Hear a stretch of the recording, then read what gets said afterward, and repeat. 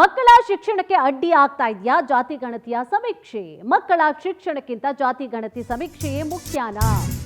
ಸರ್ಕಾರಿ ಅನುದಾನಿತ ವಿದ್ಯಾರ್ಥಿಗಳಿಗೆ ದಸರಾ ರಜೆಯ ವಿಸ್ತರಣೆಯ ಹಿನ್ನೆಲೆಯಲ್ಲಿ ನೋಡಿ, ಮಕ್ಕಳ ಶಿಕ್ಷಣಕ್ಕಿಂತ ಈ ಜಾತಿ ಗಣತಿ ಏನಿದೆ ಸಮೀಕ್ಷೆ ಇದೇ ಮುಖ್ಯ ಆಗೋಯ್ತಾ? ಹಾಗಿದ್ರೆ ಸರ್ಕಾರಿ ಅನುದಾನಿತ ವಿದ್ಯಾರ್ಥಿಗಳಿಗೆ ದಸರಾ ರಜೆಯನ್ನ ವಿಸ್ತರಣೆ ಮಾಡಲಾಗಿರುವಂತಹ ಹಿನ್ನೆಲೆಯಲ್ಲಿ ಶಾಲಾ ಮಕ್ಕಳು ಪೋಷಕರಲ್ಲಿ ಶುರುವಾಗ್ತಾ ಇದೆ ಗೊಂದಲ.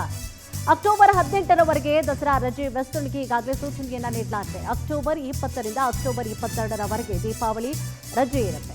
ವಿದ್ಯಾರ್ಥಿಗಳಿಗೆ ಶಾಲೆ ಆರಂಭವಾಗೋದೇ ಅಕ್ಟೋಬರ್ 23ಕ್ಕೆ. ಅಲ್ಲಿವರೆಗೂ ಕೂಡ ಫುಲ್ ರಜಾ ಅಂದ್ರೆ ಮಕ್ಕಳಿಗೆ ಖುಷಿನೇ ಇರುತ್ತೆ. ಆದರೂ ಕೂಡ ನಾವು ಅವರ ವಿದ್ಯಾಭ್ಯಾಸವನ್ನ ನೋಡಬೇಕಲ್ವಾ? SSLC ಮಕ್ಕಳಿಗೆ ಡಿಸೆಂಬರ್ ಅಂತ್ಯದ ಒಳಗಾಗಿ ಪಾಠವನ್ನ ಮುಗಿಸಲೇಬೇಕಾಗಿರುತ್ತೆ.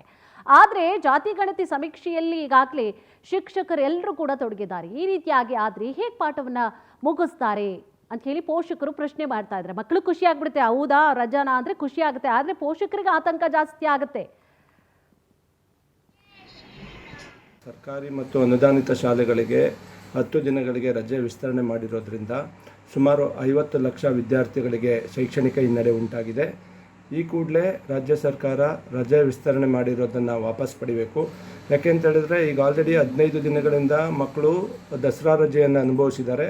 ಮತ್ತೆ 10 ದಿನ ವಿಸ್ತರಣೆಯ ಜೊತೆಗೆ ಮತ್ತೆ ದೀಪಾವಳಿ ಹಬ್ಬಗಳು ಬರೋದ್ರಿಂದ ಮತ್ತೆ 5 ದಿನ, ಒಟ್ಟಾರೆಯಾಗಿ ಇಡೀ 1 ತಿಂಗಳು ಮಕ್ಕಳು ಶಾಲೆಯಿಂದ ಹೊರಗುಳಿಲಿದ್ದಾರೆ. ಇದರ ದುಷ್ಪರಿಣಾಮವನ್ನು ನಾವು ಹೈದರಾಬಾದ್ ಕರ್ನಾಟಕ ಮತ್ತು ಮುಂಬೈ ಕರ್ನಾಟಕದಲ್ಲಿ ಎದುರಿಸುವಂತಾಗಿದೆ. ಭಾಳಷ್ಟು ವಿದ್ಯಾರ್ಥಿಗಳು ಈಗ ಆಲ್ರೆಡಿ ರಜೆ ಘೋಷಣೆ ಆಗಿರೋದ್ರಿಂದ ಬಾಲಕಾರ್ಮಿಕರಾಗಿ ಅವರು ಕೂಲಿ ಕೆಲಸಗಳಿಗೆ ಹೋಗ್ತಾ ಇರತಕ್ಕಂಥ ವರದಿಗಳಾಗ್ತಾ ಇದೆ.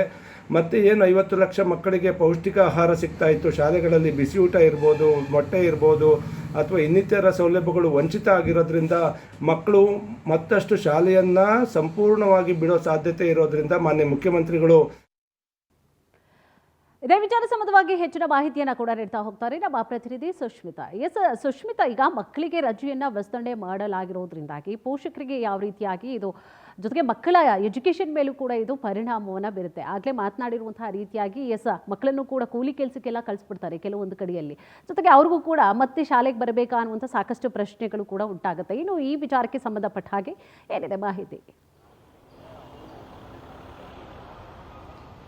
ಕುಸುಮ, ಈಗ ರಾಜ್ಯದ ಜನರು ಒಂದೇ ಪ್ರಶ್ನೆ ಮಾಡ್ತಾ ಇರುವಂಥದ್ದು ಸರ್ಕಾರಕ್ಕೆ ಮಕ್ಕಳ ಶಿಕ್ಷಣಕ್ಕಿಂತ ಸರ್ವೇನೇ ಮುಖ್ಯ ಆಗೋಯ್ತಾ ಅಂತ ಹೇಳಿ. ಯಾಕಂತ ಹೇಳಿದ್ರೆ ಸೆಪ್ಟೆಂಬರ್ 20ನೇ ತಾರೀಕಿಂದ ಅಕ್ಟೋಬರ್ 8ರವರೆಗೂ ಕೂಡ ದಸರಾ ರಜೆಯನ್ನ ನೀಡಲಾಗಿತ್ತು. ಈ ನಡುವೆ ಸರ್ಕಾರ ಸಾಮಾಜಿಕ ಹಾಗೆ ಶೈಕ್ಷಣಿಕ ಸಮೀಕ್ಷೆಯನ್ನ ರಾಜ್ಯಾದ್ಯಂತ ಹಮ್ಮಿಕೊಂಡಿತ್ತು. ಈ ಒಂದು ಸಮೀಕ್ಷೆಗೆ ಸಮೀಕ್ಷೆದಾರರಾಗಿ ಅನೇಕ ಸರ್ಕಾರಿ ಹಾಗೆ ಅನುದಾನಿತ ಶಾಲಾ ಶಿಕ್ಷಕರನ್ನ ಕೂಡ ನೇಮಕ ಮಾಡ್ಕೊಂಡಿದೆ. ಒಂದ್ ರೀತಿಯಲ್ಲಿ ಸಮೀಕ್ಷೆ ಎಲ್ಲೋ ಒಂದ್ ಕಡೆ ಕೆಲವೊಂದಿಷ್ಟು ಗೊಂದಲಗಳಿಂದ ಕೂಡಿರೋದ್ರಿಂದ ಸ್ವಲ್ಪ ತಡ ಆಗ್ತಾ ಇರುವಂತಹದ್ದು ಸಮೀಕ್ಷೆ. ಹೀಗಾಗಿ ಸಮೀಕ್ಷೆಯನ್ನ ಆದಷ್ಟು ಬೇಗ ಮುಗಿಸ್ಬೇಕು ಅನ್ನುವಂತಹ ಒಂದು ನಿಟ್ಟಿನಲ್ಲಿ ದಸರಾ ರಜೆ ಏನು ಅಕ್ಟೋಬರ್ 8ಕ್ಕೆ ಶಾಲೆಗಳು ಪುನರಾರಂಭ ಆಗಬೇಕಾಗಿತ್ತು, ಈ ಒಂದು ಶಾಲಾ ಪುನರಾರಂಭವನ್ನ ಅಕ್ಟೋಬರ್ 18 ಅಂದ್ರೆ ಮೊದಲು ದಸರಾ ರಜೆ ಇದ್ದಿದ್ದು ಸೆಪ್ಟೆಂಬರ್ 20ರಿಂದ ಅಕ್ಟೋಬರ್ 8ರವರೆಗೂ, ಒಟ್ಟು ಆಲ್ಮೋಸ್ಟ್ 18 ದಿನಗಳ ಕಾಲ.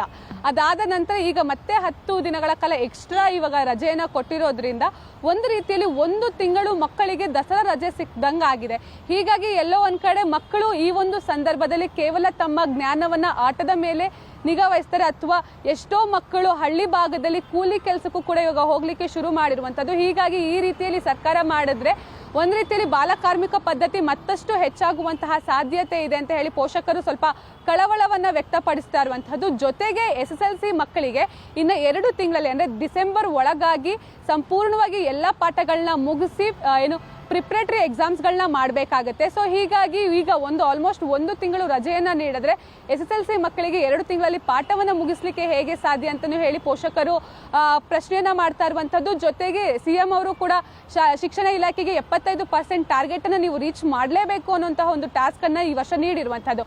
ಹೀಗಾಗಿ ಈ ರೀತಿಯಲ್ಲಿ ಪದೇ ಪದೇ ರಜೆಯನ್ನ ಕೊಟ್ಟರೆ, ಅದರಲ್ಲೂ ಕೂಡ ದೀಪಾವಳಿಗೂ ಕೂಡ 3 ದಿನ ರಜೆ ಇರೋದ್ರಿಂದ ಶಾಲೆ ಆರಂಭ ಆಗೋದೇ 23ನೇ ತಾರೀಕು. ಸೊ ಹೀಗಾಗಿ ಆಲ್ಮೋಸ್ಟ್ 1 ತಿಂಗಳು ರಜೆಯಲ್ಲೇ ಕಳೆದು ಹೋಗ್ತಾರೆ. ಹೀಗಾಗಿ 75% ಟಾರ್ಗೆಟ್ ಅನ್ನ ರೀಚ್ ಆಗೋದು ಕಷ್ಟ ಆಗುತ್ತೆ. ಜೊತೆಗೆ ಎಷ್ಟೋ ಮಕ್ಕಳು ಕೂಲಿ ಕೆಲಸಕ್ಕೆ ಹೋಗ್ತಾರೆ ಅಂತ ಹೇಳಿ ಪೋಷಕರು ಕಳವಳವನ್ನ ವ್ಯಕ್ತಪಡಿಸ್ತಾ ಇದ್ರೆ, ಮತ್ತೆ ಇನ್ನಷ್ಟು ಕೆಲ ಪೋಷಕರು ಏನ್ ಹೇಳ್ತಾ ಇದ್ದಾರೆ ಅಂದ್ರೆ ಮಕ್ಕಳಿಗೆ ಶಾಲೆಯಲ್ಲಿ ಹೋಗುವಂತಹ ಸಂದರ್ಭದಲ್ಲಿ ಪೌಷ್ಟಿಕ ಆಹಾರ, ಹಾಲು, ಮೊಟ್ಟೆ ಇದೆಲ್ಲವನ್ನೂ ಕೂಡ ಇಲಾಖೆ ನೀಡ್ತಾ ಇತ್ತು. ಆದ್ರೆ ಈಗ ಮಕ್ಕಳಿಗೆ ಸರಿಯಾಗಿ ಪೌಷ್ಟಿಕ ಆಹಾರವೂ ಕೂಡ ಎಲ್ಲೋ ಒಂದ್ ಕಡೆ ಸಿಗ್ತಾ ಇಲ್ಲ. ಹೀಗಾಗಿ ಇದನ್ನ ಸಾಧಕ ಬಾಧಕಗಳನ್ನ ಸರ್ಕಾರ ಚರ್ಚೆ ಮಾಡಬೇಕಾಗಿತ್ತು. ಅದಾದ ನಂತರ ಇದ್ರ ಬಗ್ಗೆ ತೀರ್ಮಾನವನ್ನು ತೆಗೆದುಕೊಳ್ಬೇಕಾಗಿತ್ತು ಅಂತ ಹೇಳಿ ಅವರು ಇವಾಗ ತಿಳಿಸ್ತಾ ಇರುವಂತದ್ದು. ಜೊತೆಗೆ ಆದಷ್ಟು ಬೇಗ ಶಾಲೆಯನ್ನ ಮತ್ತೆ ಪುನರಾರಂಭ ಮಾಡಿ ಅಂತ ಹೇಳಿ ಪೋಷಕರು ಸರ್ಕಾರಕ್ಕೆ ಮನವಿಯನ್ನ ಮಾಡ್ಕೊಳ್ತಾ ಇದ್ದಾರೆ. ಕಾದ್ ನೋಡ್ಬೇಕಾಗಿದೆ ಪೋಷಕರ ಮನವಿಯನ್ನ ಸರ್ಕಾರ ಪುರಸ್ಕಾರ ಮಾಡುತ್ತಾ ಅಥವಾ 23 ತಾರೀಕಿಂದ ಶಾಲೆಗಳು ಪುನರಾರಂಭ ಆಗುತ್ತಾ ಅಂತ ಹೇಳಿ. ಕುಸುಮ.